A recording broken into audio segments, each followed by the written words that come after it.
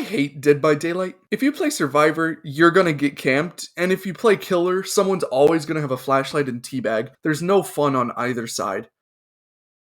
So yeah, I'd recommend. In case you didn't know, Dead by Daylight is basically an online horror game. You can choose to play as a survivor and work together with other survivors to repair generators to power up the exit gate, or you can play as the killer and, kill him. Now, despite that opening, I'm actually a pretty casual player when it comes to Dead by Daylight. I don't know what perks go best with David King. I just like him because his voice sounds funny. I don't know any way to trick survivors into running into me as Myers. I just play him because I like Halloween's music. And I don't play Dead by Daylight because I want to be tested on if I know the game well. I just like playing with friends. How does this have a hitbox? What was that? Jack, are you okay? What did I do? Where did he come from? Yo, that's a nice cutscene right there. I swear I dead-hearted.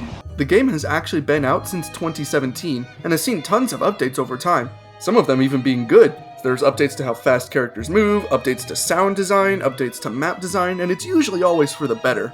Of course, just like with any other game, there are problems, and Dead by Daylight has no shortage, with a bunch being brought up by the community every time they upload an update. But I wanted to ask the big question, what is Dead by Daylight's biggest problem? Is the game even that bad, or is the community blowing it out of proportion? In this video, I'm going to be talking about some of the major problems I see with the game discussed online, and then I'm going to talk about what I think is Dead by Daylight's biggest problem. Number 1. The perks and general balance. Like I said before, this is the area I have the least amount of expertise with in Dead by Daylight, but even I can admit that some of these perks are absolutely busted, and some of them are absolutely useless. Why on earth would you choose to use No Mither? A survivor can take 2 hits before they get knocked down and can be picked up by a killer. No Mither makes it so you get bonus points, but you can only get hit once before getting knocked down for the whole game.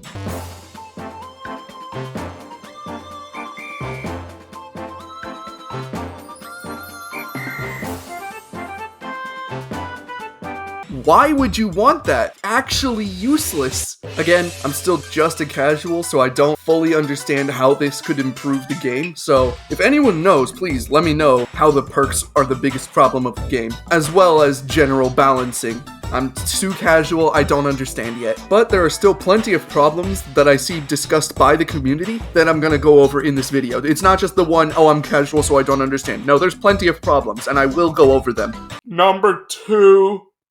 Lag and rubber banding. This is a huge problem. I don't know if they fixed it recently, but rubber banding is such a major issue in Dead by Daylight. In case you don't know, if someone has a worse Wi-Fi connection, it can cause lag, and if someone has lag, then that can cause rubber banding. Rubber banding is essentially someone else's game will play normally, but other players will see them shoot across the screen or teleport somewhere else because the game just brought them back up to speed because of the horrible lag.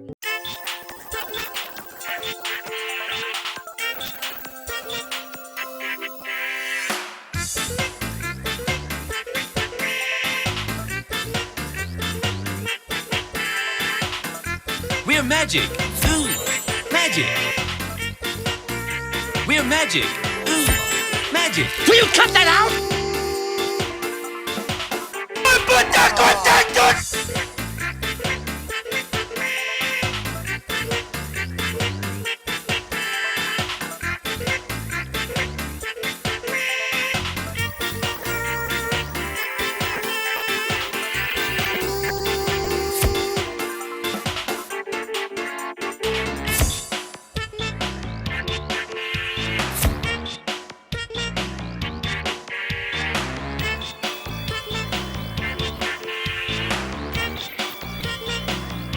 The main reason I don't think this is Dead by Daylight's biggest problem is because even though Dead by Daylight could update servers to help account for that, it's more so someone else's Wi-Fi that could be the problem. It's too easy to just blame the game for that. And believe you me, there's still plenty of problems that we can go over. Number 3. The developers not caring. This one is one that I've seen brought up quite a bit in Steam updates. People will say that the game is not cared for enough, or that the developers pick a side and choose. I can't disprove that, but I can't really prove it either because I don't know the developers and I'm not one of the developers. If there is evidence of someone in the development team actively choosing a side, I'll have no evidence against that and you will win, but you know, I can't really back up a claim here. This is all assuming that the developers don't care or choose a side. I can't prove or disprove that unless I were to go reach out to a developer, which I'm not gonna because I don't know them. Number 4. Greedy and money hungry. Again, just like with the previous problem, I can't just come out and say that this is a problem or this isn't a problem because I don't know the company/developers. But unlike the last one, there's a lot of evidence to prove this one. The game is $20, which is pretty reasonable in my opinion. Like, it's $20 to play some characters and play some games. That seems pretty decent. But it's also $10 per DLC, and sometimes DLC can have like one character, maybe 2, but like the map is already in Dead by Daylight and it keeps getting updated regularly, and that's not even to mention skins. They charge so much money for skins. Like, on top of the game already being $20, you can spend... Okay, so they don't actually let you just buy it. Like, you have to buy these little in-game tokens, and the amount of in-game tokens that they're trying to get you to buy for the skin is almost $10. $10 for one Dwight skin? Why would they make it that much money for just a skin in a game you already purchased? Now, in their defense, they do offer a way to earn little in-game tokens to purchase some of these, but that's the key word, some. Some of these things can be grinded for in-game. If you sit there, play games, level up, get the little things, I forgot what they're called. You get the little in-game tokens and you go to the store, there's a chance that they just won't let you buy them with that, and you have to go get the thing that specifically costs money, like real world money, on top of the $20 you already spent. That sounds a little money hungry, just saying. And then on top of that, they just made a Dead by Daylight dating simulator, which is made by the same people who made the KFC dating simulator. But unlike that one, A, there's a lot less novelty because Kentucky Fried Chicken doesn't have video games, and B, it's $10. The KFC one's free. And you know what the worst part about that is? They don't even let you date Myers. What's the point? Number 5. It's not scary. This one's a bit subjective, you know, it's not scary, other people could get scared, etc, etc. I will say, despite being a major baby when it comes to horror games, Dead by Daylight's scare factor really wore off really fast. And on top of that, some of the new designs that they're coming out with for killers just aren't scary. Again, it's not really a big problem, but, you know. Number 6.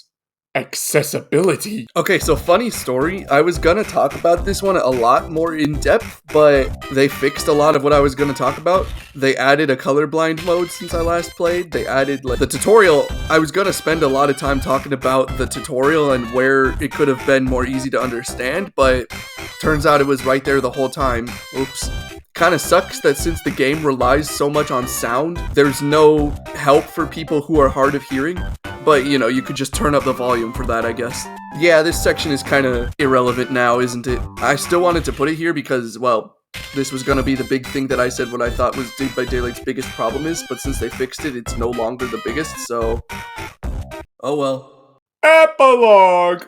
What's the big problem? We've spent a bunch of time talking over what I see discussed as the biggest problem, but that doesn't answer the question. What is Dead by Daylight's biggest problem? Obviously, this is just my opinion. If you think it's perks and balancing, good on you, that's just your opinion, etc, etc. I'm gonna say it's the money. I'm gonna say it's them being greedy, because A, what's gonna keep people coming back if you're just gonna keep, you know, charging money and money and money for more DLC, and B, that's gonna make more people that want to play it less likely too, because they don't want to get sucked into the money scam, you know what I'm saying? With that said, we talked about it, I'm kind of tired, man. With that, thank you for watching, goodbye.